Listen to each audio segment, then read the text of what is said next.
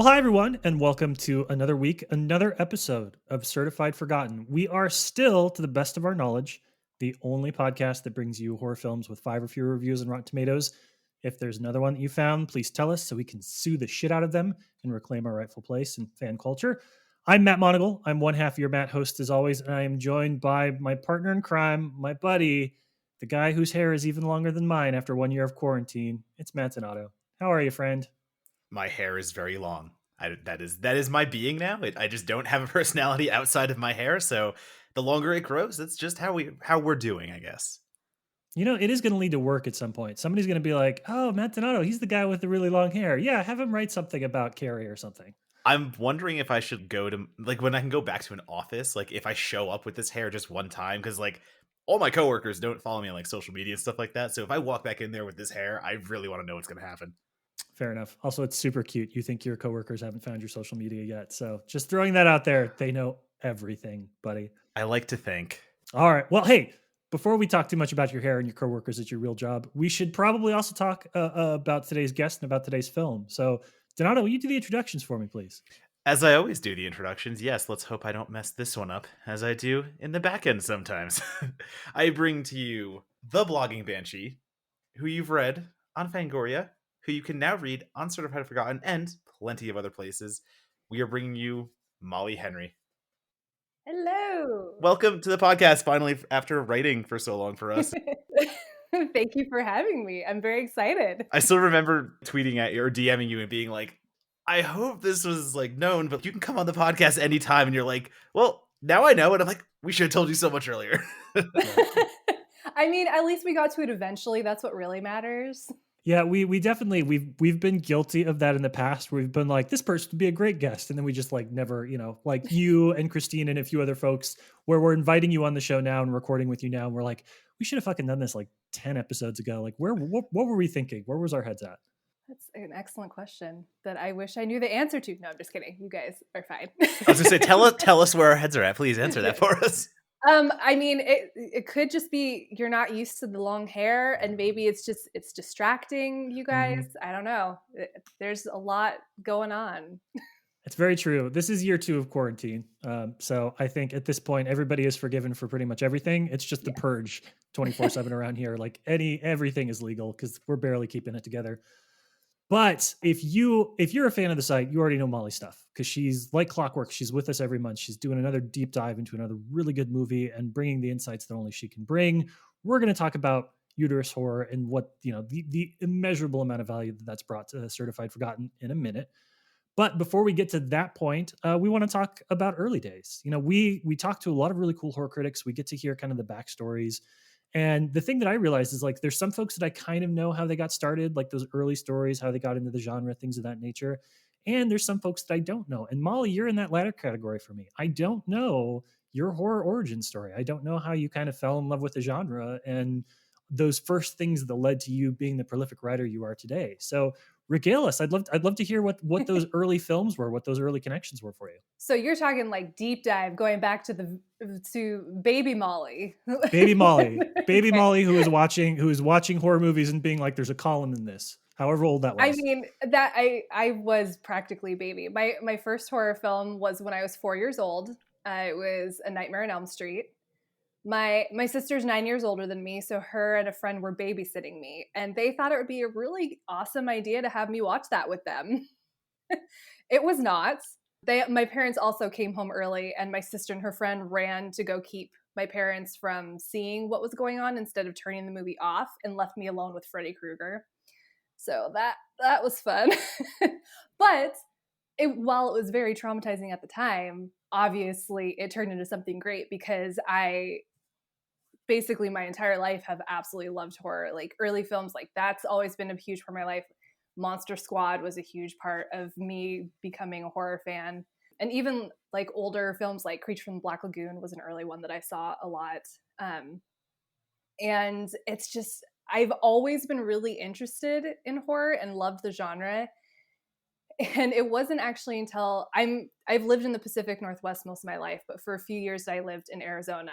And while we were living there, I was annoying the shit out of my husband because we would be watching a movie, a horror movie specifically, and 9 times out of 10, I would be able to tell him what was going to happen at the end before it happened. He hated that, but he was like, you should just write your own horror movies. And that is not something at this point I am confident doing. I'm just now starting to dabble in that, maybe. But I was like, you know what if I just started doing reviews? So 2015, January 2015, I started my website, The Blogging Banshee, and just started writing reviews. And I mean, it would just be, I started out kind of doing like random films, and then I tried to focus more on new releases so I could stay current and up to date. And it was actually Monty Yazzie, who is the director of International Horror and Sci-Fi Film Festival. He was really instrumental in helping me get more into the actual film industry, not just as like a random person writing reviews of shit that I watched at home. But he became a really good friend and like got me my first like press pass for a film festival and stuff. And I got to do press screenings and things like that, and helped me kind of network a bit more. And so that was kind of what, and I like started a podcast at the time, which doesn't exist anymore. And all this crazy stuff that, and it wasn't until, I don't even know. I think it was maybe three or 4 years ago, I branched out and started writing for other websites as well. I think it was 3 years ago. I don't know. Time means nothing to me right now. So. I actually wrote for one of Monty's websites, and then I started writing for like Nightmarish Conjurings and Ghastly Grinning, and that eventually led me to Fangoria and Certified Forgotten, which is where I am now mostly. Let me ask about the writing thing, because on the show, Donato and I have talked about the fact that I always wanted to write and Donato never wanted to write, and yet we kind of ended up in the same place. So for you, be it criticism or thinking about telling your own stories through film, was writing always something you were like, I love this. This is something I'm good at. I write fiction, or I journal, or I write marketing. Was writing always a part of it for you, or is that something where you were like, I want to engage with movies? Writing seems like the easiest path, so I'm going to kind of explore this for myself. How was that relationship for you? I would say that my relationship with writing is more recent. I mean, I like, this is embarrassing for me to say, but like when I was younger, I wrote poetry and stuff. And like, I even, this is not really a brag because it's so dumb, but I had one of my poems in middle school published in like the local newspaper and stuff. And so, I mean, I definitely dabbled a little bit, but like my undergrad degree is in archaeology. It definitely was not the path I was expecting to take. Okay, we are recording. We've started recording with video on, just so that we can have a good rapport with our guests. And the face that Donato and I just made simultaneously when you said what your degree was in was it. I wish you guys listening could have seen that. How do you do? How does that? How do you make that leap? Like what was I guess what was your career path before you started? Was there a point in time where you're like, this is what I'm doing. I'm definitely going to be an architect. This is my career. Archaeologist. Archaeologist. Yeah. I got the first couple of syllables. Yeah, right. You got the arc right. Yeah. In there. I was the kid that when I was 9, I had a subscription to Archaeology magazine, even though I didn't understand anything that was in there. I would say that and zoology are probably the two things that I've had an interest in for the longest amount of time.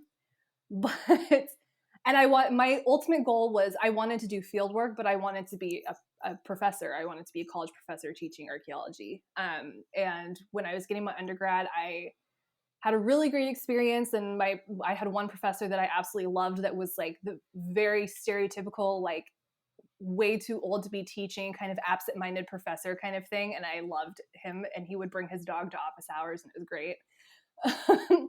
But I just remember in my last quarter, in one of my last classes, it was being taught by a PhD student. And he told me that the unemployment rate for archaeology PhDs is like, I think it was like 75 or 80%. Oh. And that's also like, that's in general, but I would have been a woman in a very male dominated field. So that probably would have been an even more daunting number to look at if I was looking solely at women PhDs. So I was basically like in my last quarter about to get my bachelor's, and I was like, fuck that. I'm not going to try to pursue that anymore. So then I like took a few years. I think I graduated in 2011, and it wasn't until like 2018 that I decided to finally get my master's. And that was after I'd already started writing and kind of found my love of writing. So then I got my master's in professional creative writing. It ended up being for the best, and but it's definitely, when I tell people that, they're like, "Wait, what now?" So what I'm taking away from that for the purposes of you as a writer then is it's the research component, right? Like you're used to Yeah. doing the research. You're used to finding those archival things. You know, it's in your blood to say, I'm not just going to write a piece, but I'm going to go source a bunch of shit and like really do my homework and find out what people before me have said about this film that I'm writing about.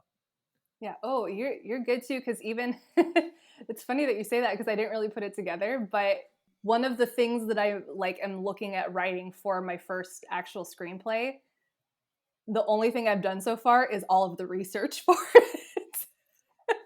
So yes, you are correct. I see the pieces. I see how they fit together. And honestly, with writing reviews, I'll do a lot of research about the film, but I'll try not to read other reviews, because I don't want them to influence my opinions about it. And I'm always afraid that that's going to happen if I read other people's reviews. But Hmm. I'll definitely do a lot of research about the film itself beforehand. Yeah, that's the hard fast rule of reviewing, in the sense that I do the same thing. I do the exact same, where I'm not going to touch another review, even open it, click it, until I get mine in paper, because it's so easy to have those little influential things. And even the Hmm. times that, like, I'll be hired to do the interview and the review, and me kind of just even being a little, not leery, but you go into an interview and all of a sudden it's a movie you're 50-50 on, and the director gives you this fantastic interview and you start liking it a little more and stuff like that. So it's so hard to do that stuff, and that's why, like, the research aspect, and maybe that's why I like reviews so much.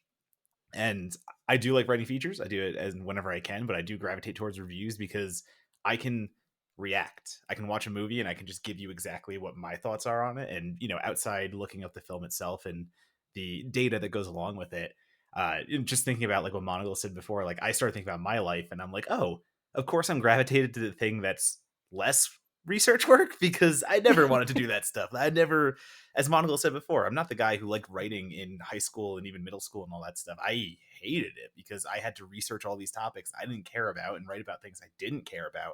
And now I have the opportunity to write about things I do care about, and I've eliminated the research as much as possible.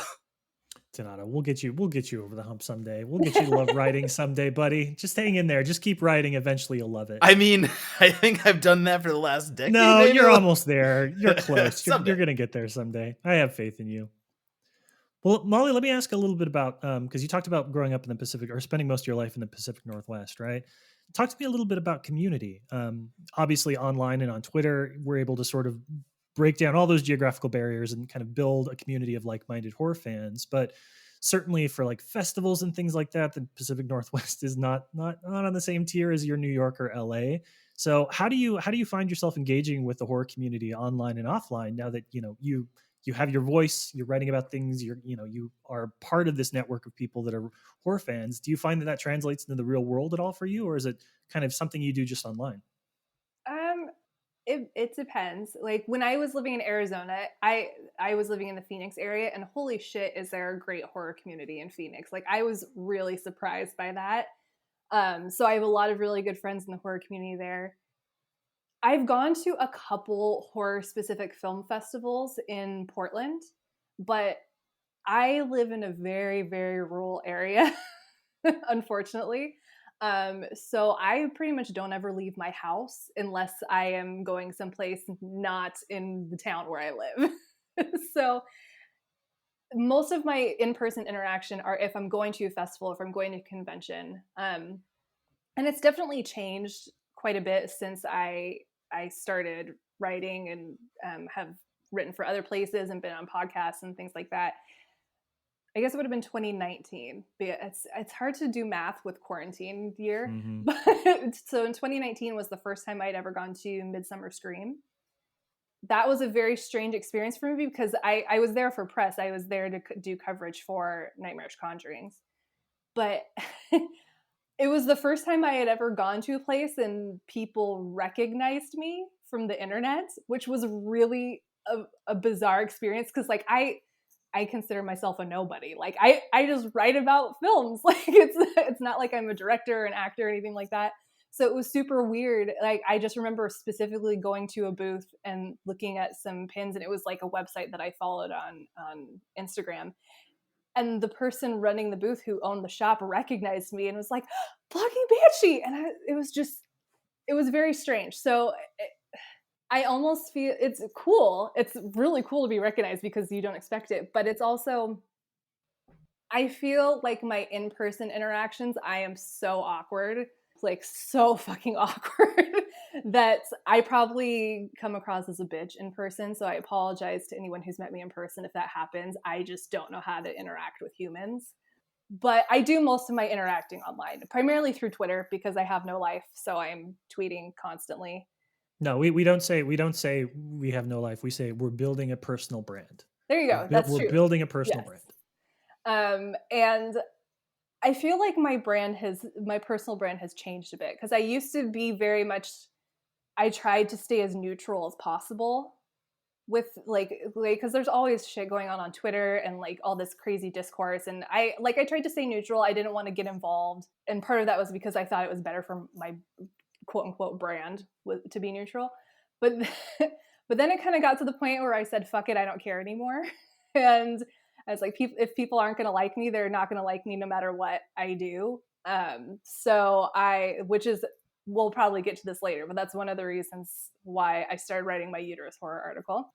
But even especially with all the stuff going on with women in the horror community specifically, like I've become way more outspoken about shit that goes down in this community and speaking up for people and speaking against certain people. And it's probably shit that I wouldn't be as brave to do in person.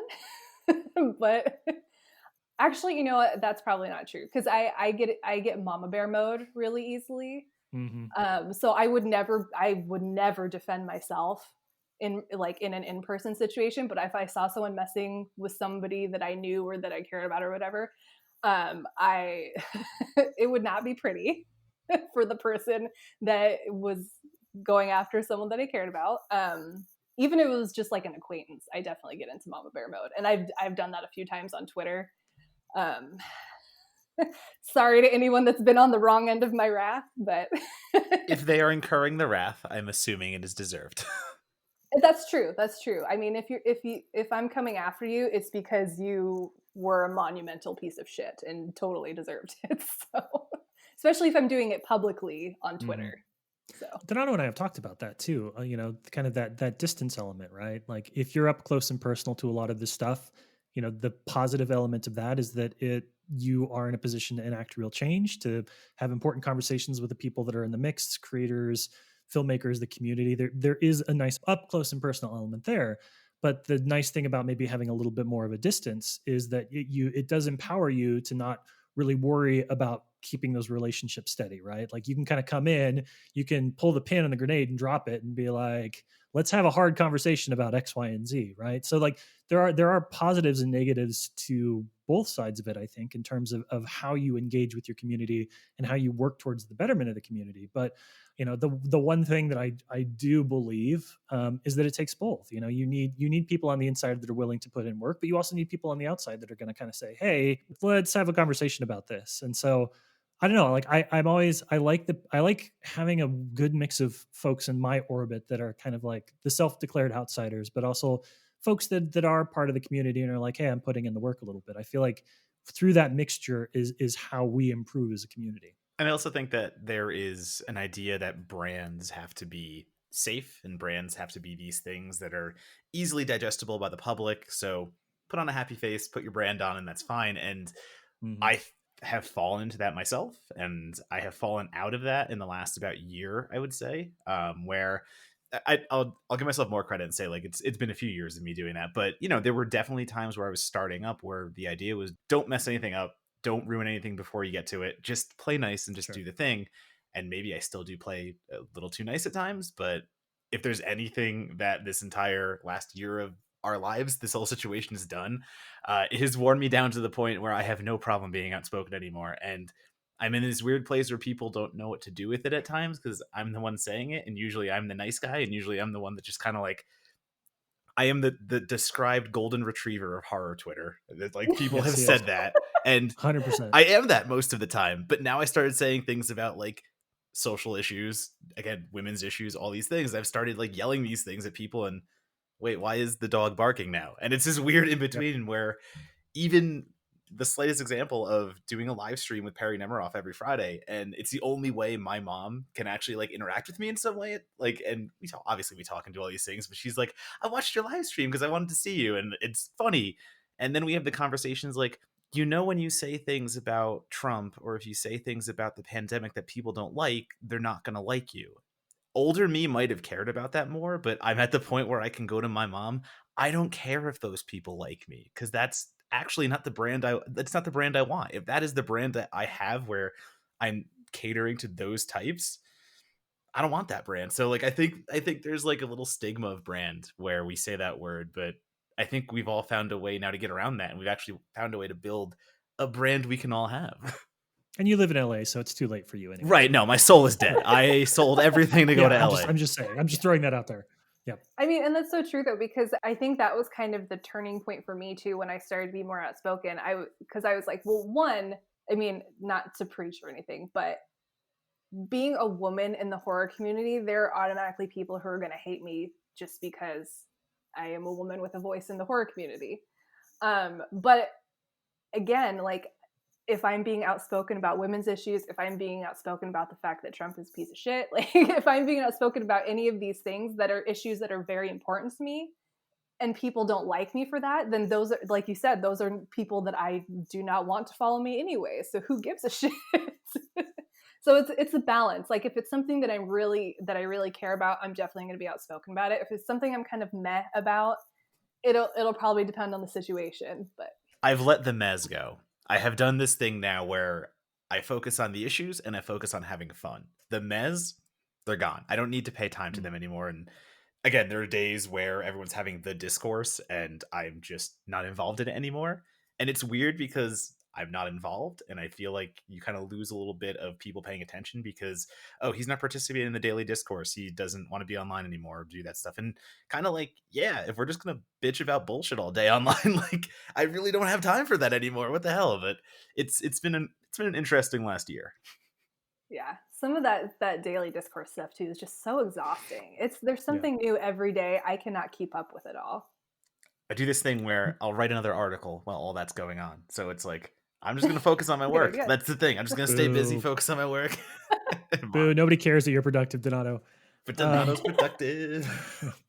All right, last question, Molly, for you before we start talking about the movie. Then, because you did hint at it, we were going to talk about blogging Banshee, about Yurda's horror for just a second. Obviously, Donato and I are big fans of the column, which is why we brought you to the site and have you do it every month. And we know the answer because we talked to you about this a little bit via email, and we've seen the column evolve and the topics that you choose to tackle. But if there's somebody out there that's listening to the show and hasn't checked out Yurda's horror, first of all, shame on you. But second of all, what was the kind of the instigator for that? When did you decide that there was a specific type of film about a specific type of women's issue that you were like, I want to write about this. I want to build a canon around this, and I want people to make these connections between these movies. What's funny is that the single inciting incident that made me make a connection between all these films was actually an internet meme. It was I think they still come through Twitter occasionally, but it was the like picture of the lunchroom with the different tables, and you had to say which table would you sit at. Mm-hmm. There was a horror film one, and the table that I immediately saw and knew that I would sit there, it was Carrie, Ginger Snaps, and Jennifer's Body. And it was in that moment that it clicked for me, like, holy shit, these films really are like have so many of the same themes going on about young women and puberty and how women are perceived on the outside and the changes that they go through, like physically and emotionally. It made me want to write about them. It's funny because Uterus Horror is the first name that I thought of for it. It ended up working because I make a point in actually one of my first articles on Certified Forgotten was when I wrote about sleepaway camp. And I always make a point, like I picked the name Uterus Horror because I wanted to piss men off. Sorry, but it's true. But you don't have to have been born with a uterus to experience uterus horror, which is one of the reasons why I wanted to cover sleepaway camp early on. But basically, uterus horror, it's coming of age stories essentially, but they're specifically coming age stories of young women. And I didn't want to just call them coming of age stories because I feel like historically coming of age stories have been about young men becoming or boys becoming men. And as a result, a lot of these uterus horror films, like, yes, they do fit into that subgenre, but because they're about women, most of the time they get kind of ignored when they are released. Like obviously Carrie had huge names attached to it, so it did fine. But like most of the ones that have come after it either bombed at the box office or like initially got horrible reviews and things like that. And they eventually gained a huge cult following because more young women who love horror discovered them. And eventually, like, obviously there are men who are fans of these films too, but it was a way for women to see stories about themselves and experience that they've had within the context of horror. And I obviously we need more representation in general in like every possible category when it comes to horror, but I mean, I'm a woman, so I wanted to focus on the stories of young women. And so I've really loved writing uterus horror. Anyone who hasn't read it, I've pretty much every month for like 6 months. No, it's been more than I don't know. Yeah, I was can't gonna say remember how we're long almost coming up on like we're almost at a year. Yeah, we're almost at a year. It's 8 or 9 months. Yeah, that's crazy. So for quite a while now, I've been doing monthly column for Certified Forgotten, and every month I focus on a different film that fits into the genre, and I kind of discuss, I mean, not just how it fits into uterus horror specifically, but like the themes in the film and how the women in it are represented. And it's been awesome. Like it's probably one of my favorite things to write. Like I love writing reviews, but writing about uterus horror has been awesome. And it's interesting to see the responses that it gets from some people too, because it's one of those things where you either love it or you hate it, and it's usually a specific type of person that hates it. So well, and I think it's perfect in the way that it fits with Certified Forgotten, because if you think about the way that Monocle and I started the podcast just to discover films that were underappreciated at the time, and horror films specifically, in the era they were released and why they were, a lot of the conversation we end up having tends to go towards, well, Rotten Tomatoes critics didn't really like horror at the time. And uterus horror goes a step further. You're bringing the conversation to these films were forgotten. These films didn't get the love they deserved at the time.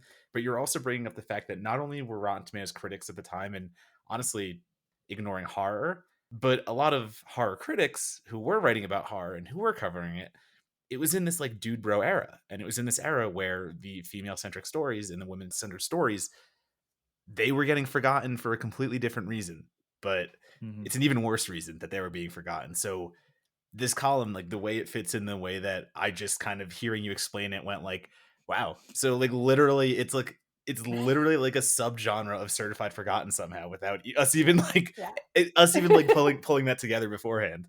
It all connects. It all fits perfectly. Yeah, and I love the fact that you cast a pretty wide net with this, right? Like if we talk about what uterus horror means to you, you're as likely to pull in Sleepaway Camp as you are Raw, as you are like European films that deal with a lot of these issues too, big and small budget. So what is the most important thing to your column is the characters and the experiences they have, and that allows you to basically run wild across every different type of horror, from slashers to atmospheric to what have you. And it, as a reader, it's exciting to me because I like being able to see these connections. And you know, if canon building is basically about saying, fucking take these movies seriously, I'm going to connect them with dots so that you have to take them seriously because now they're a canon. Like that's 100% what you're doing, is you're saying, here's a bunch of movies you should take seriously. I've built a canon around them. So now you have to listen and you have to engage with them as sort of these themes as more than just one-offs. You know, you have to engage with the idea of coming of age, the idea of puberty, all of these concepts as part of like an overarching theme in multiple movies across multiple generations of filmmakers. And so you're like, yeah, okay, uterus horror is everywhere. I see it. Yeah, I love it, and it's funny because I feel like it's something that we're seeing so much more of now. I feel like just in the past 10 years, we're seeing so many more films like that because we are getting more representation. And a lot of times they're still not doing super well when it comes to reviews. But that doesn't mean that I am not going to stop wow, I can't talk. Championing them. That was a hard word. I shouldn't have chosen that. That was a big word. That was a big word for the end of this conversation. Yeah. But yeah, and I mean, I will forever appreciate the two of you for giving the column a home. So thanks, guys. Hey, we've always said we're just keeping it warm until one of the really, really big sites comes and poaches you. So hopefully this is just a stop along your way. All right. Well, hey, on that note, we are going to dive into today's movie. We're going back to camp in a different kind of way than the sleepaway camps of the world. So when we come back, let's talk about the Hive.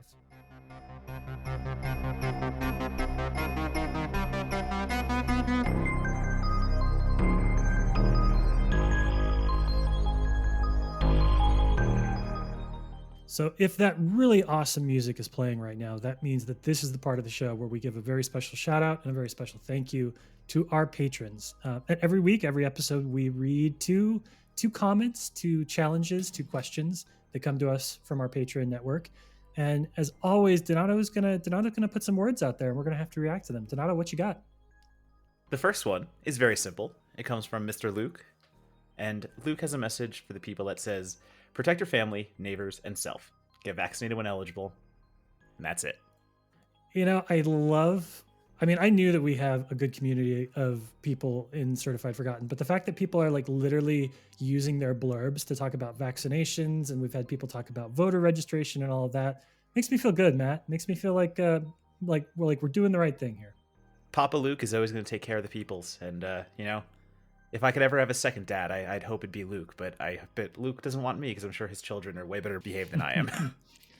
Well, I can say that as somebody who is halfway vaccinated, I have my first of 2 shots. It's super easy. It's super simple. You have no excuse not to do it.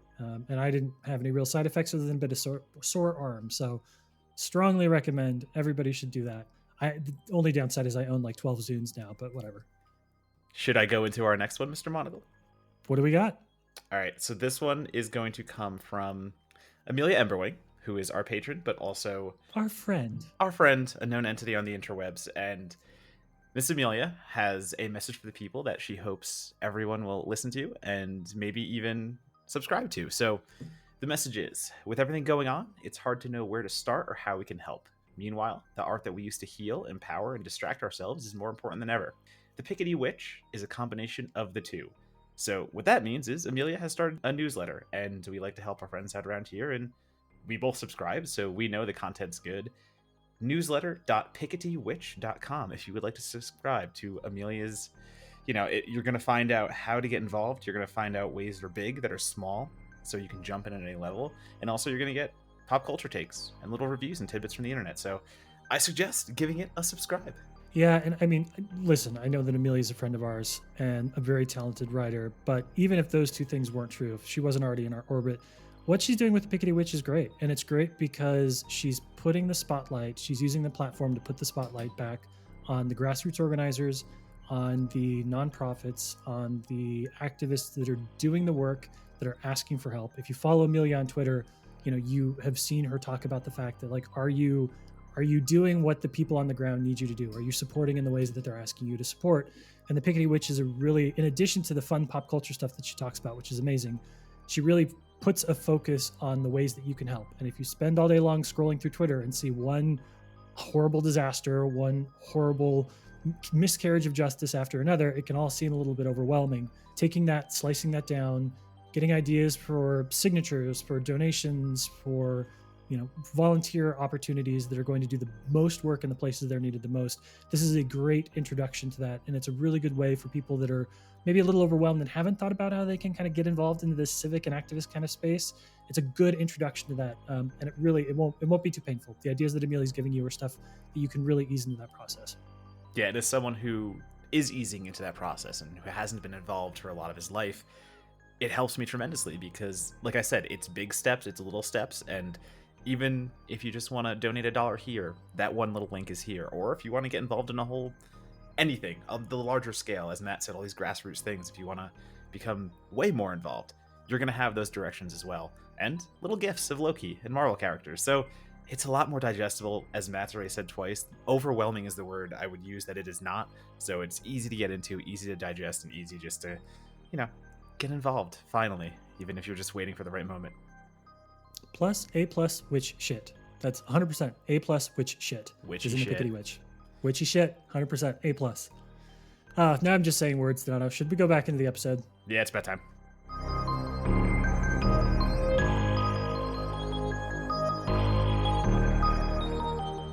Hey, welcome back. So this week on Certified Forgotten, we're talking about The Hive. And a quick content warning for you. The Hive is a Nerdist film, which means that it does have a little bit of a connection to Chris Hardwick. You probably have your memories of that whole experience and kind of how he ended up in pop culture's eyes. So if you are basically saying, I don't want anything to do with Chris Hardwick, the Nerdist, or any of the properties that were contained therein, totally understand. This movie's probably not for you. For the rest of us, for those that are going to talk about the film, about the filmmakers and the cast, The Hive is what the director has described as an anti-camp movie. Director David Yarovsky, who some folks might recognize from Brightburn, sort of a James Gunn disciple. He directed this film in 2014, and it is a story about a young group of friends who are working at a summer camp. One of them wakes up and finds that somebody in the room is dead, somebody in the room is a monster, and there are a bunch of shitty, awesome, terrible things written on the wall that he has no recollection of writing them or what they mean. It has been described sort of in posters and at the time when it was on the festival circuit or playing in a bunch of different places as Evil Dead meets Memento. And rather than get into the twisting storylines here, I'm going to leave you with that kind of lingering idea. Evil Dead meets Memento is a good place to start the conversation. So with all of that in mind, we've got a lot to talk about with this one because, spoiler alert, this is the most I've ever liked a Certified Forgotten podcast movie. This is the film that we've watched dozens at this point, 30 plus episodes. We watched different movies that our guests have brought to us, and I fucking loved this one. This one hit me in all my sweet spots. So we'll get to that. But I want to start by talking about your selection, Molly. I know you gave us two choices, and we picked this one. We're going to save the other one for a future episode. What made you think The Hive? What made this be the movie you wanted to talk about on the show? Well, when I found out the parameters of the films that you typically cover, I went back through all the films that I reviewed, trying to find one that would be interesting to talk about that also would have less than 5 reviews. And of all the ones that I reviewed, I only found 2, and I'm shocked that this one was one of them. Mm-hmm. The Hive, it was one of my early reviews, and actually in searching, I realized that I never put my review on Rotten Tomatoes, so it is now added on there. Thank you for that. So it has 3 now. That helped for us. But it's just, I was surprised that it didn't have that many reviews, because I don't know if I reviewed it now if I would necessarily have given it as high of a score as I did. I absolutely love it, but I gave it a really damn good score the first time I watched it. And mm-hmm. It's not a film that you hear people talk about ever. The only other person that I know who has watched it was someone that I made watch it. I think it's a fun movie that horror fans would love if they actually watched it. So I was happy to have the opportunity to talk about it and kind of rave about it, because I've always been a fan, and for some reason, it just never comes up in conversation. So let's have a conversation about it. Let's have a conversation. The one thing that I will say about this is this continues our trend of accidentally picking Fantastic Fest titles, which I feel like is the defining characteristic of Certified Forgotten. Is we're like, oh, great, a perfect movie. Let's talk about it. Oh, it premiered at Fantastic Fest. It just continues to happen to us over and over again. But Donato, I'm guessing you probably saw this at Fantastic Fest. Yep, Tell me about it. So here's the funny part of that. It premiered the year before my first Fantastic Fest, and I didn't catch it to review because I was at Fantastic Fest the next year, and it came out in September, limited release. So I have these weird memories of festival I guess festival casualties, I would say, because I go to a festival like Fantastic Fest, I have to focus on the festival exclusively.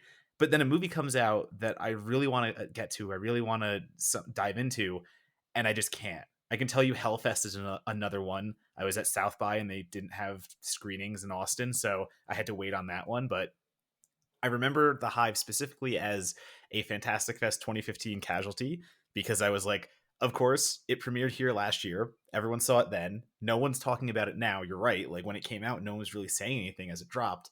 And I didn't get to it until about it was my decompression movie. So I knew I couldn't review it. I missed my option and I got home like after an entire week and a half of Fantastic Fest. And I get home and I just want to watch something to like cool down, I guess, come back, ease my way back in. And I just put this on, and everything that those poster quotes said is like 100% correct. And even more to that, the way I even wrote it down is like, it's kind of like Vincenzo Natali doing Evil Dead and then going into Momentum as a young adult romantic comedy. Like, it has all of those elements, and I don't understand how they all work together so well. So I'm very mad I didn't get to like champion this one when it came out because, to Molly's words as well, I don't know anyone that has seen this movie. When Molly even brought it up, I was like, wait, number one, this qualifies. Number two, oh my God, I have someone to talk about this movie with because holy shit. I was genuinely shook when I looked at the Rotten Tomatoes profile and I did not see your byline, Donato. Like, given the era when this was released and the fact that I knew you were a working critic by now, like, I was shocked. Molly, it was awesome to see Molly's byline on there. I was like, 9.5 out of 10, amazing review. No wonder why we're talking about this. But it feel like every fucking time we talk about a movie, it's Donato with "We Got This Covered" or somewhere, and he's basically like, "It's 2 thumbs up for Werewolves" or whatever your reviews are. I was genuinely surprised that your name wasn't in here. And I was like, if Donato hasn't seen this, if Donato hasn't reviewed this, nobody And has. you know it's a big deal because I remembered exactly why I didn't review it. Like literally I had a story as to why I didn't review it, and that's Yes, you how did. shook I was by the fact that I didn't have a byline up for that.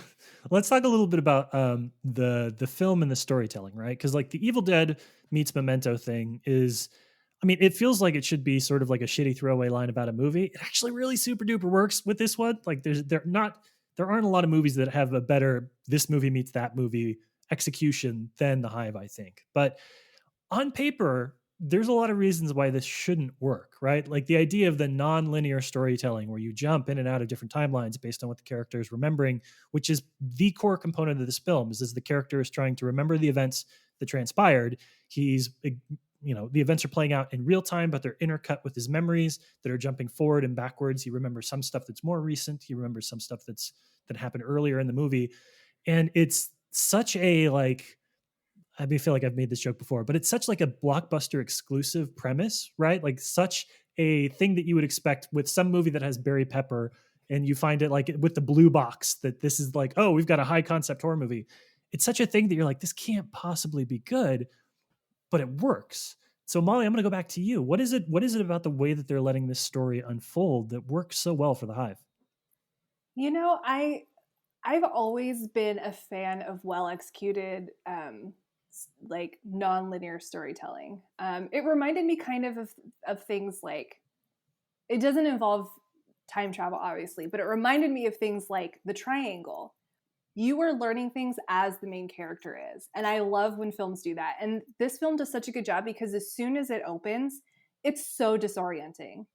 This guy looks crazy. He has goo everywhere, and there's weird glow, and the room is a mess.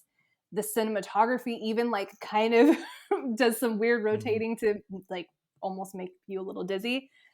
Right away, it establishes that we're only going to know what's happening as this main character is learning it, and I think that's why it works so well, because we learn what we need to learn through the memories that his memories as he recollects everything. But it's done in such a good pacing too. They don't draw anything out. They know exactly when you need to learn this information, and they make sure that we learn it in a way that makes sense with the plot. I don't know, it just they do such a good job with it, and it's the way everything comes together, and like when you start to connect the dots and you have those aha moments, it's just so I love it so much.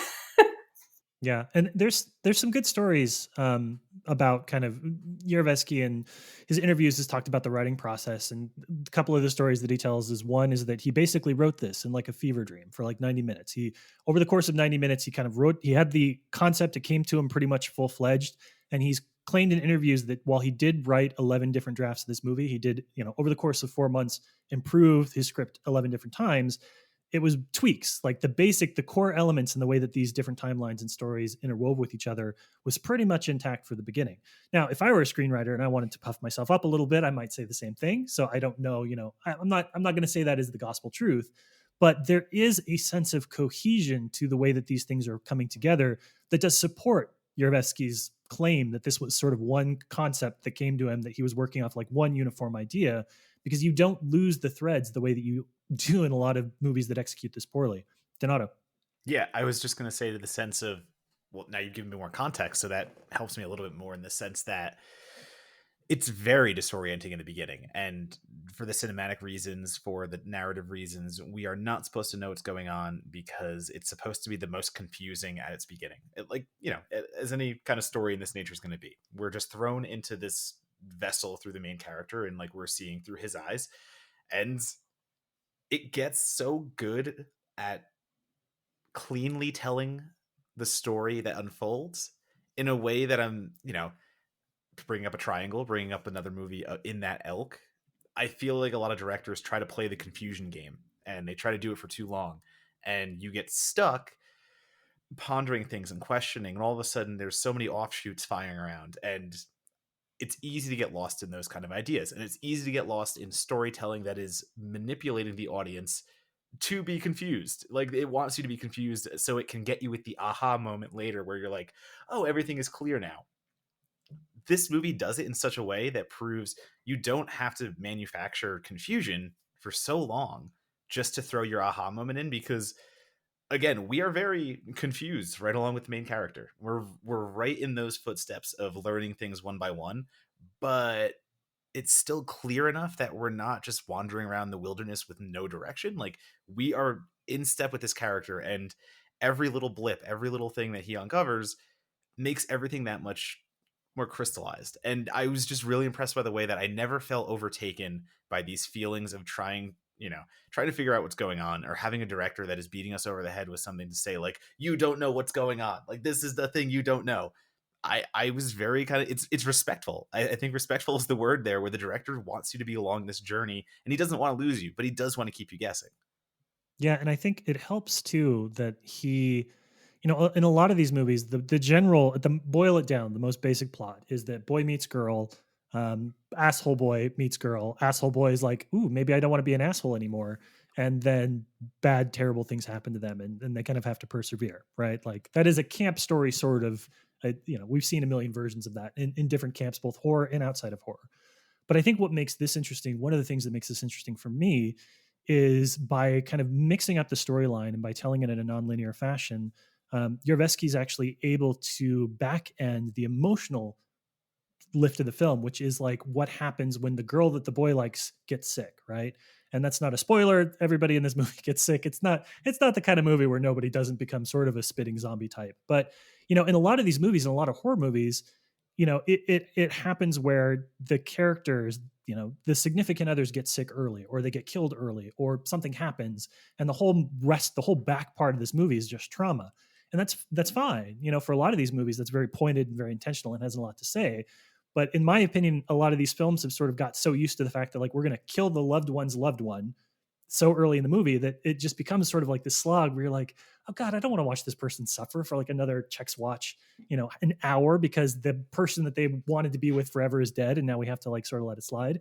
And by reorganizing the way the stories weave together, Yurovsky's actually able to sort of make the bad stuff happen while still building, in a more traditional sense, the romantic arc between the two characters. It works, and it undercuts a lot of the issues that lesser horror and lesser slashers have, which is where they kind of remove the emotional content. The emotional stuff gets set up just to start killing, and then once the killing starts, they're fucking done with the character work. And this movie is building the character work and the monster stuff kind of in tandem in a way that really works. Yeah, and I think that honestly, it makes the movie, it's suspenseful and it's creepy, but it also kind of makes it more fun. Hmm.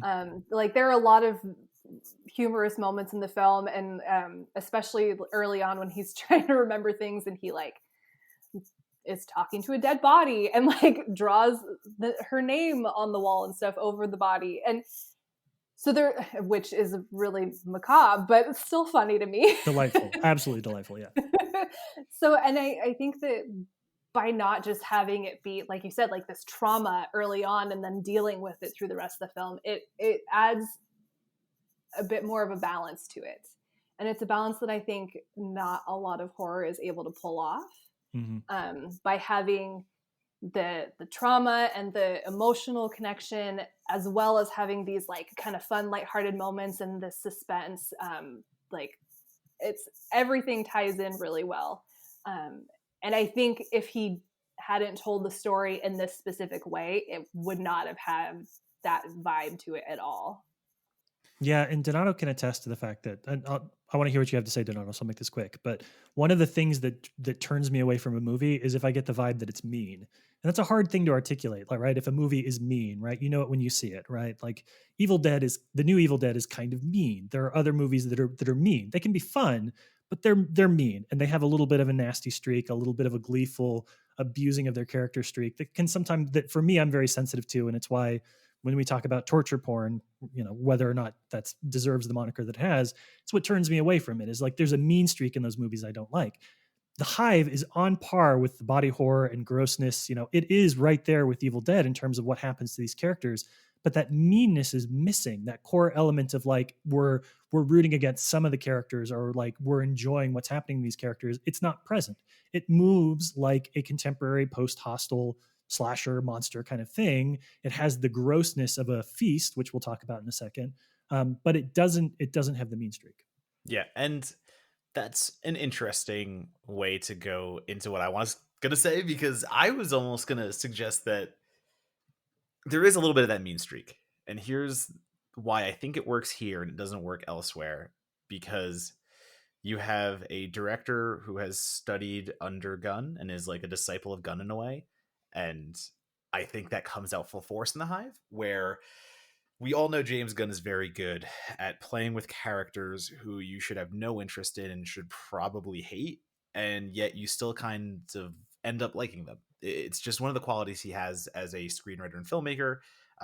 You know, he wrote Dawn of the Dead, and there's characters in Dawn of the Dead that are disgusting. They're terrible people, awful, awful, but yet we're still engaged in the story because of the way he still writes a character like that, and we're still not going to throw them away for just being a mean asshole. I don't know. Gunn is good at that. I'm not saying the Hive is on that level, but we do meet two male camp counselors in the beginning of the film who are I forgot the slurs they throw out in a way in the first like few minutes of the film to, you know, they're kids saying things like the F word, and, you know, not fuck, but the other F word that like we won't say, and a few little lines here where I was like, maybe didn't need that, maybe didn't need to go that far, but it also does establish these kids as kids. And I know we don't want to say like kids being kids in the way that like it's an excuse, but it is kids being kids in the way that you're setting up characters. And to set up characters, especially now, who are going to be trapped, confined after an airplane crashes near Camp Yellow Jacket, and you have counselors in charge of children now being taken over by this goo that is, well, I think we get the point where we can say the Hive is named because it's a hive mind theory. And as that element starts, and you now have characters who are on one side of a spectrum that is kind of just assholish and douchey, and the other side of the spectrum now sharing the same mind, like that for me alone was such an interesting aspect of it and dealing with it. And you still, do you get the joke where you have the main character go to latch into somebody's mind, and the first thing he does is go to a naked lady in a shower rubbing herself? Like, yeah, of course that's the first thing he's going to do, but in a way that's been established. It's been established that that is the exact person he is. And then there's actually like a moment where he does it one more time and it flashes back and he's like, all right, I have to stop. Like, it's weird, but that's growth. I don't know. Like, it's really interesting the way that they play those dynamics. And I think a lesser filmmaker would not have succeeded doing that. And I think having a filmmaker that's, whether that's studied under Gunn or even was just in the Gunn camp and had a little bit of that rub off, it comes off in a way that I see a little mini James Gunn in that film. You know, I might be reading too much into this too, but I honestly think it was the best friend that said the stupid shit to the Mhm. kids, and yes, it was unnecessary and probably didn't need to be in there. But I think one of the things that this film is really good at is like Gunn is creating characters that are very flawed, but that doesn't mean that they're necessarily bad people, which is how it is in real life. But I honestly like thinking back on the film, I almost wonder if the whole point was to show like realistically of the four friends, the only one that isn't a piece of shit was Katie. Mhm. Like in one way or another, Katie was the only one that wasn't. And I think that that was very purposeful because it was showing like maybe the hive mind is right for wanting to take over humans and get rid of their free will and stuff because humans are assholes.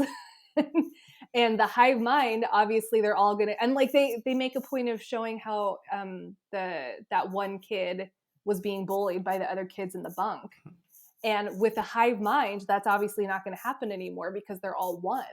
It almost makes you think that maybe I don't know what to call it. It's not really monster. I'm just going to call it an entity.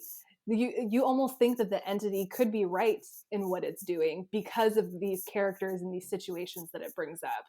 But then it's also that question like, is it right, or like is individuality part of being human and we should be allowed to Mhm. do that? Like I said, I don't know if I'm reading too much into it, but that's kind of what I got from it. No, and I think there's a fantastic little quote that I believe it's the main character who says. I believe it's Adam who has gotten enough into the bulk of what's happening, and he realizes that the hive mind is trying to take everything over. And the way he says it is like it's one mess towards the same goal, perfection.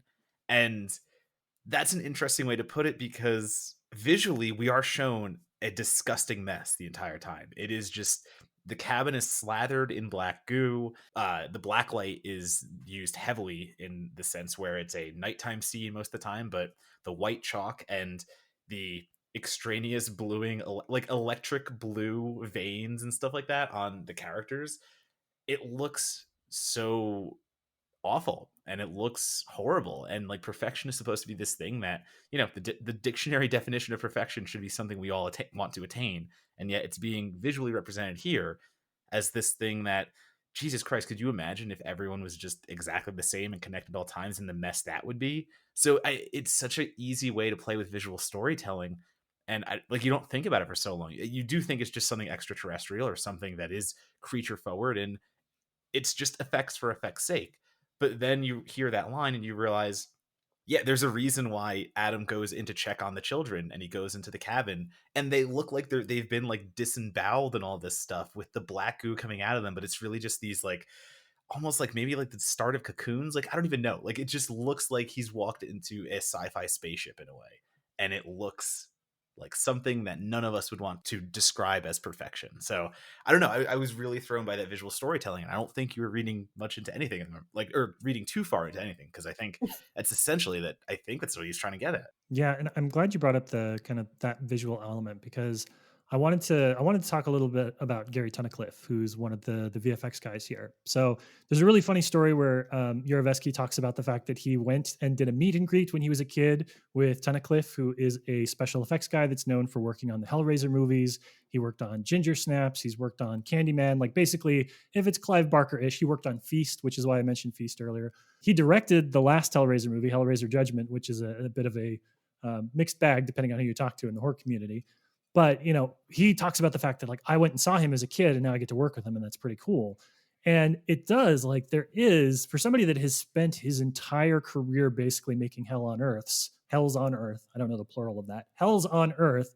That he adds so much to this film in terms of what this like blacklight goo environment looks like. It's a probably a bit of an easy out to say that, well, Yarovesky's worked on music videos forever. He did 50 music videos before he made this film. So, it's got that music video vibe, but it's a little deeper than that. I think there's nothing forced. There's nothing cheap. There's nothing aesthetic for the sake of aesthetic, right? I'm watching this for the first time in 2021, and a lot of music video horror films by music video directors don't always age that well because they're using the tools. They're kind of used to using the elements and the aesthetics that are trendy at any given time. this has sort of transcended time. This managed to make it through 6 years for me. And yes, the black light and stuff is a bit unlike anything we've seen in horror films. But what he and Tunnicliffe have created is just something so gnarly and unique, but not anchored to any specific point in time. It's sort of its own animal. So I want to hear what you guys thought about kind of the world building element of that and creating like this really interesting and goopy and gross and graphic environment. And I think Donato, you weighed on it a little bit, so I'll go to Molly first. I mean, I absolutely love the visuals. I mean, that it's funny. I didn't really put together that it was grotesque when they're talking about trying to achieve perfection. So that really puts a different perspective on it. It makes sense that they compare this to Memento also. But when I was watching it, obviously I thought of Evil Dead, but I also thought of 28 Days Later.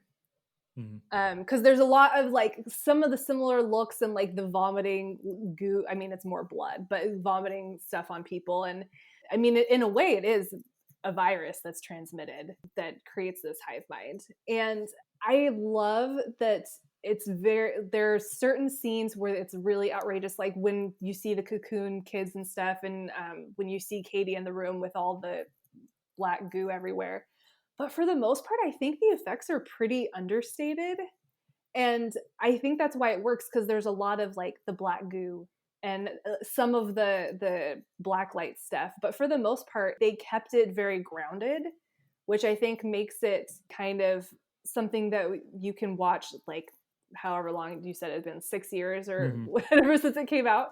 And it still has the same impact because they didn't feel the need to go like super grandiose with it. They didn't feel the need to do CGI, and even little things like the eyes that they did on these characters freaked me out more than anything. Greatest contacts in movie history, but not even close. Like it is this and something else is runner up, but these are the best horror movie eyes that I've ever seen in a film, which is a weird thing to like be like, oh, this movie has the best eyes. But you know, if you're walking away really fixated on one character choice in a horror movie, odds are that the horror movie did its job really well. And what I like about it is that it almost creates the illusion of more than one pupil in the eye, which again kind of goes to the hive mind thing. But it's just, it's so like those eyes will haunt me for the rest of my life. Amen. So here's where I'll go with the effects, because I've already said I love the effects in this. I think it's great, and I agree. They're understated in the sense that it's not about these grotesque kills. It's about the representation of the hive mind. That's where it gets, as Matt said, gnarly. That's where it gets all these like gross out vomit and black goo, like you're just bathing in black goo at a certain point. It's just everywhere, and like the characters can't get out of it. But the contexts especially are a good starting point, because a lot of this film felt like the Evil Dead remake specifically. Like I know we used Evil Dead as the poster quote, and like it has been used over and over again, because this is an iteration of Evil Dead. This is a riff on Evil Dead. Unique, by the way. I love the fact that it is a riff on Evil Dead, and they get away with it because it doesn't look like any other riff on Evil Dead we've seen. They actually try to do something. That's why I bring in the Vincenzo Natali before, because the way we're working with the hive mind, these like super hard sci-fi elements, like they're all the way up top on the sci-fi spectrum, and it's not just a slasher. Like the way they have chosen to riff on Evil Dead is something that I don't think I've seen since, even so, like before then and after. It's been 6 years after, and it's doing all that stuff really well. But I will say, holy shit, this feels like Evil Dead the remake, though, like down to so many details. Number one, I mean, we're just going to talk about Jess, the first character we see who's taken over, and Jess tied in the chair, and just looks exactly like our main character in the Evil Dead remake. Like literally the black strands of hair, the face makeup, it's very reminiscent. We also get a scene later on where the main character, Adam's crush, I believe Katie, Catherine Prescott, Skins. I was trying to put the face together, and I was like, that's right, you're from Skins. I love Skins. But she has a scene where, well, Adam has to figure out how to keep his love alive, who is possessed by this horrible entity, as we've dubbed it, and he has to kill her so the entity is no longer being as responsive, but then bring her back to life, just like in the Evil Dead remake. And there are so many elements that I could not stop thinking about the connection, to the point where I was like, how much influence was taken? And I know it's impossible, because we're talking the Evil Dead remake, that's 2013 it came out, and we're talking about a movie that premiered at Fantastic Fest in 2014.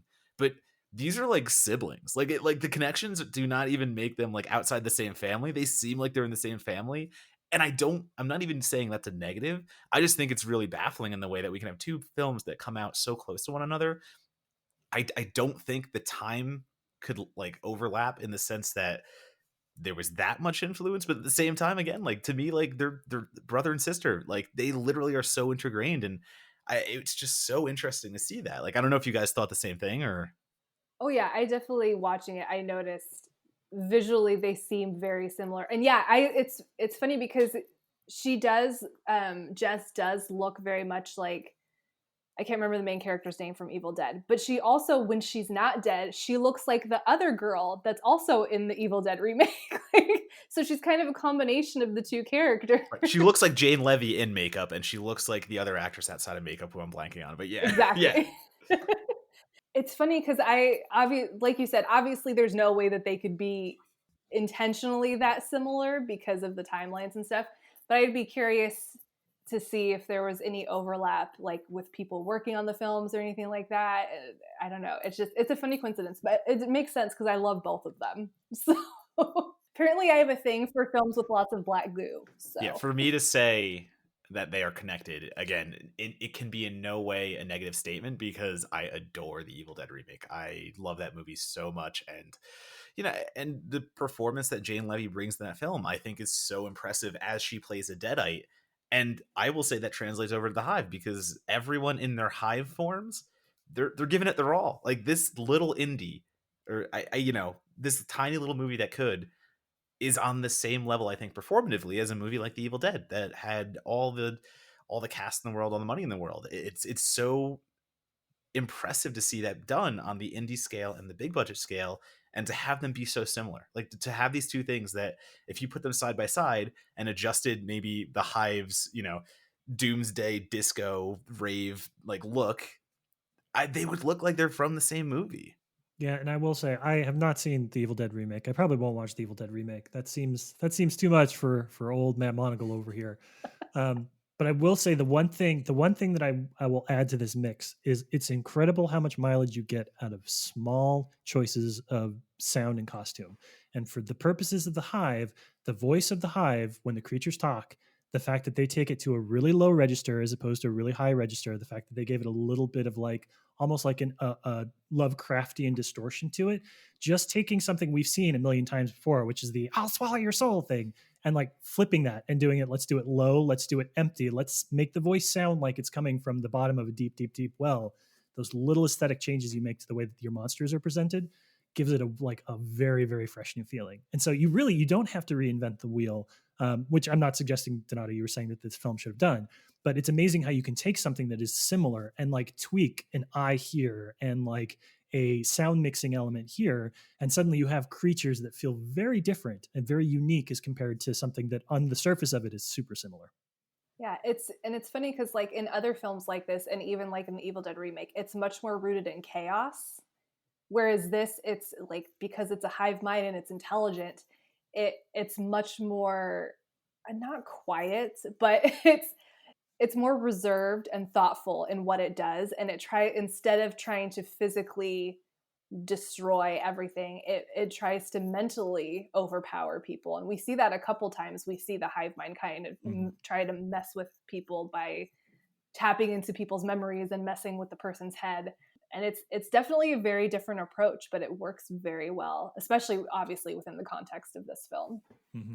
And it's playing with things that are even that we haven't mentioned. Like there's a little sequence that has shades of Hardcore Henry, as we have a Russian scientist about to defend his lab from these invading hive minders, and it's a flashback sequence, so it's happened previously, and it's from his viewpoint at this point, and there's a gun pointed outwards, and like there's just so many little things that this film plays with. I was so mad that that worked for me. By the Yeah, way, I just got to say, like, I was so mad the first person stuff worked because it did. it gets me really frustrated. But it works. It works. It really works. It works in the right And they way. don't overuse it. Mm-hmm. Yeah, that's a short scene. They don't overuse it. It's right where it needs to be. But again, it's all these little additives, and the choice not to show Dr. Baker being Sean Gunn until the end of the movie. It's this interesting choice of we're seeing the back of somebody's head for I think 3/3 of the film, and then Mhm. the choice to reveal Three it. But fourths, 3/4 of the film, not 3/3 of the film. wow, Donato.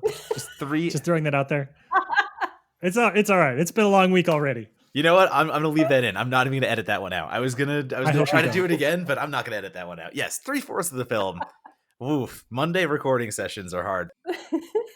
In any case, it is so impressive of the way that they can throw these little additives in. And again, these are all just stylistic choices. This is a director saying, wouldn't this be cool in first person? Wouldn't this be cool if we just had this mysterious element a little more instead of just having another Evil Dead ripoff? And for this to be the product that comes out of it, you know what? It still works. Yeah, it all works. All right. Well, last question for both of you then, before we wrap this evening. We always like to talk about how the film was received. What led to its release and what allows it or will allow it to be discovered in the future. Much was made about the fact that this was a Fathom release. This was one of those Fathom release films where one night in AMC's across the country, you could live in Toledo or you could live in New York City, and everybody has a fair chance to watch it. And then no real theatrical release after that. So my two-part question for both of you, we're going to start with you, Molly, is do we think, having a little bit of distance now since this became a bit of a trend, do we think that Fathom releases ultimately help or hurt films, especially if they're not like properties like Batman animated movies and things like that? Do we think that Fathom releases are a good thing for movies like this? And yes or no, how do we ensure that this is a film that finds its audience later on? Is there a place for this in sort of this canon of mid-2010s horror films? Oh, that's a lot to unpack. Yep. Honestly, I think the Fathom releases can be good for certain films. I think it was not a wise choice for this film because it's not a very well-known director. It's not a very well-known cast. Like there's no big draw to get people to do this. Whereas if I know, for example, I believe they did a Fathom event. It was for Three from Hell, right? Mm-hmm. Yes. Yeah, they did. And I went to that, and they did like 3 nights or something, and it was completely sold out every single showing. And that's because it was the third film of a trilogy from a very well-known writer and director, and like it was like people knew what they were getting into and they wanted to see it in theaters. And I mean, I think they ended up doing like a small theatrical release after that anyways, but I feel like you can't do this kind of stuff with films that don't have an established audience already. And this is one of those films, like, I would be curious to know how many people actually went and saw this in theaters when it came out on a Fathom release, because I would be willing to bet it probably wasn't a huge number. I could have sworn when I went to go watch this to watch it again before coming on, I watched it on Amazon Prime. I could have sworn that it was just on Netflix. Am I crazy? Was it not on Netflix recently? I don't remember. This okay. movie was nowhere near my radar ever until you brought it to And the I was show. going to say, I do a streaming column where I scour Netflix often, and I don't think I've seen that on Netflix in the last 2 years. Yeah. I might have imagined it then. Maybe I was thinking of a different film, because I feel like if films get releases like on Netflix or something for a time, I mean, granted, there's always going to be stuff like, not bottom of the barrel in terms of like they're bad, but bottom of the barrel in terms of you have to dig to find them. Mm-hmm. But if they get on a streaming platform like that, they're going to get more eyes on them.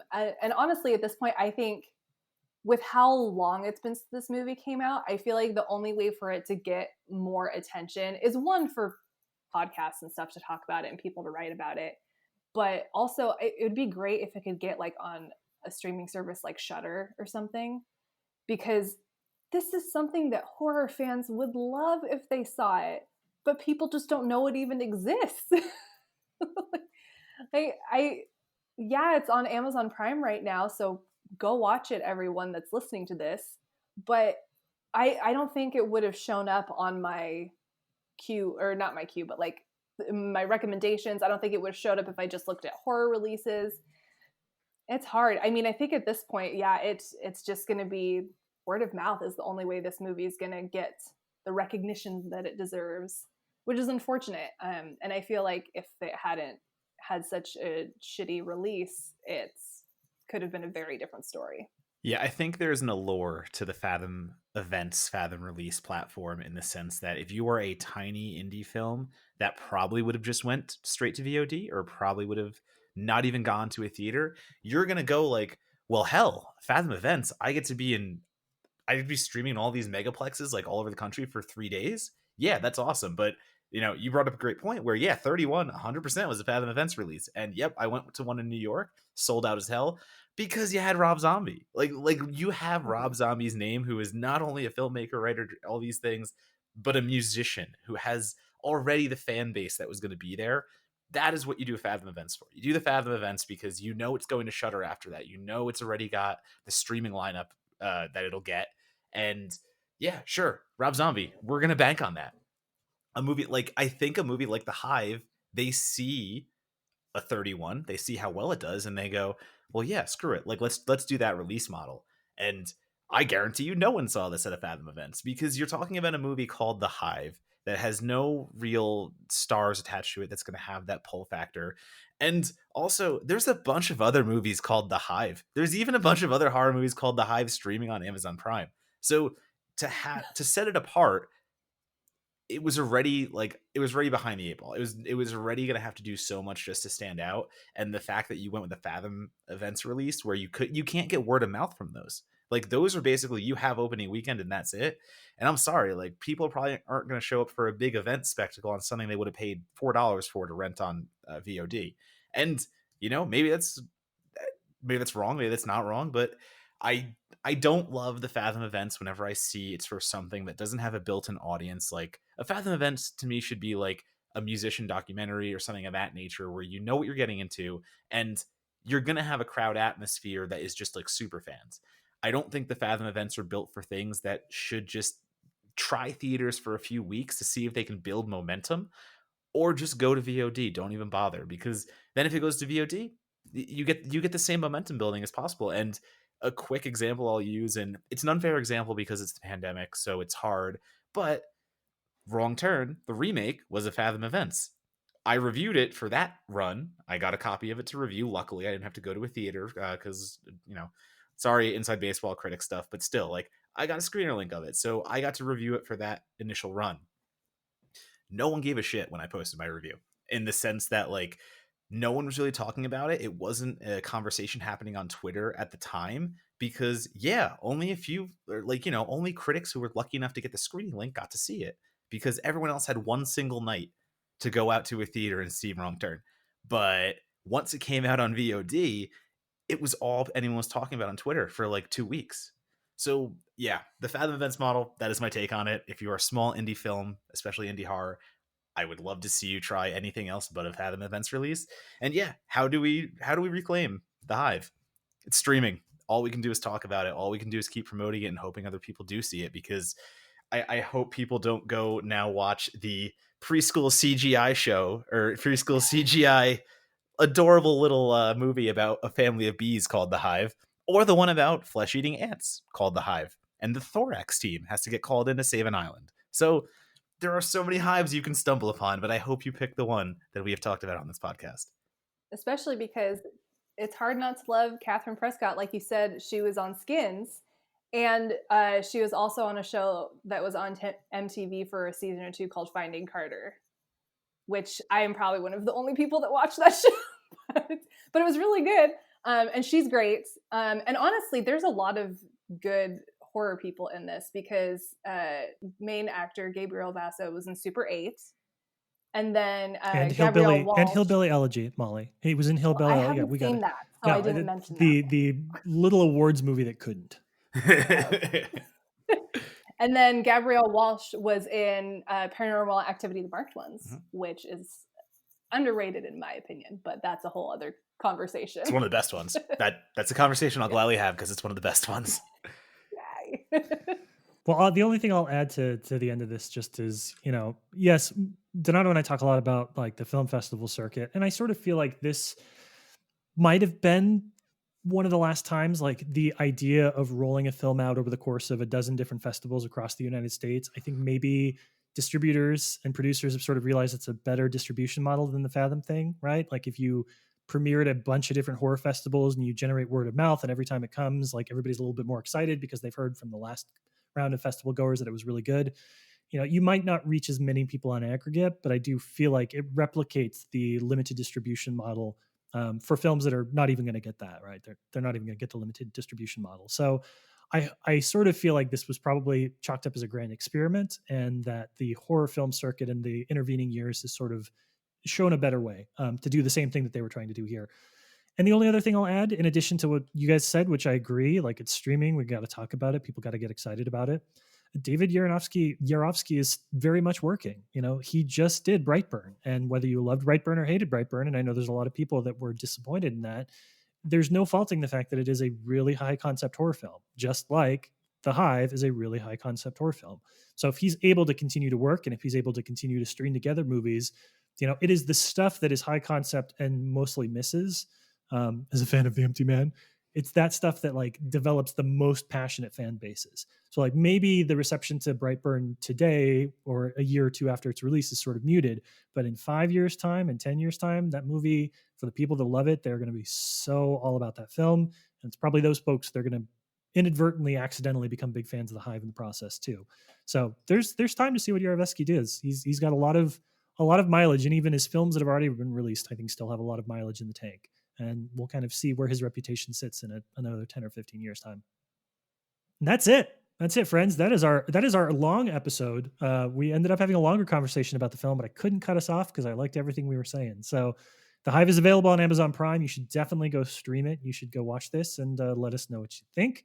And Molly, first I want to say thank you, of course, for crossing the line and coming on the podcast. We're great to have you off the written portion of the site and onto the verbal portion of the site.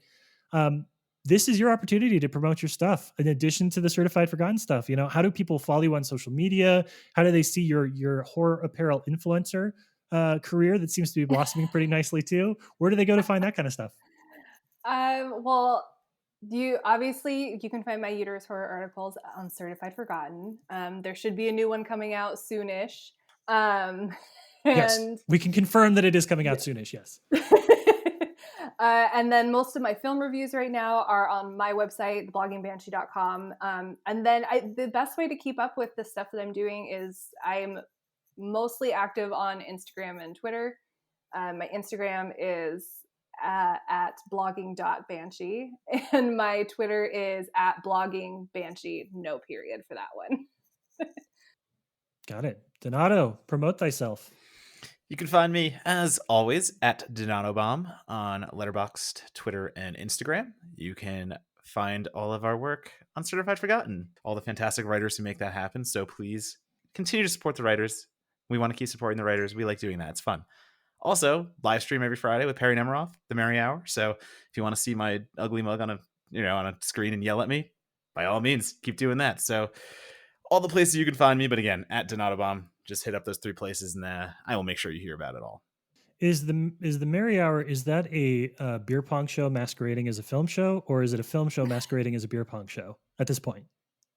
That's a good question. I think it's a little bit of both because we have too much fun doing both of them. That's I will say honestly at this point, but yeah, it really is. The Merry Hour after dark is always fun when you put down the movie commentary and you pick up the beer pong table.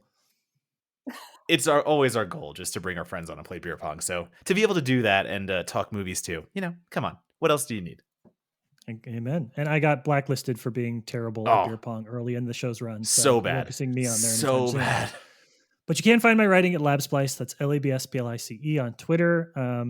That's pretty good. I mean, that's it. That's if I have anything to say, I'll say it there. And Donato's right. You should definitely check out the website. You should read Uterus Horror. It has its own tag on our CMS, which means that if you want to bounce through and read all the articles in one place, we make that super easy for you. And definitely, if you're interested in supporting a collection of really talented writers and growing the site, we would encourage you to visit our Patreon as well. We have links pretty much everywhere to that. We'd love to have you be part of our little blossoming horror community. We think we got good stuff happening in the future. But Molly, again, thank you. Usually we have to say to our guests, we're like, oh, thanks. Well, we hope to see you again soon. It's like, we're going to run an article from you in a couple of days, and then we're going to get to work on next month's article. So we don't have to say goodbye at all. We just have to say, hey, we'll see you in a little bit. That's kind of nice. I like that. Yeah, it is nice. It's not a goodbye. It's a see you later. See you later. Let's all venture out into the virus hive mind world together, and we'll tell our communal story about how things are going to be better. And it'll be especially better if people watch The Hive. Well, that too. Yeah. Start by watching The Hive. You'll get that joke a little bit better if you do. Donato, are you going to send us off in our normal manner? Deep in wind, hive mind. Beautiful, man.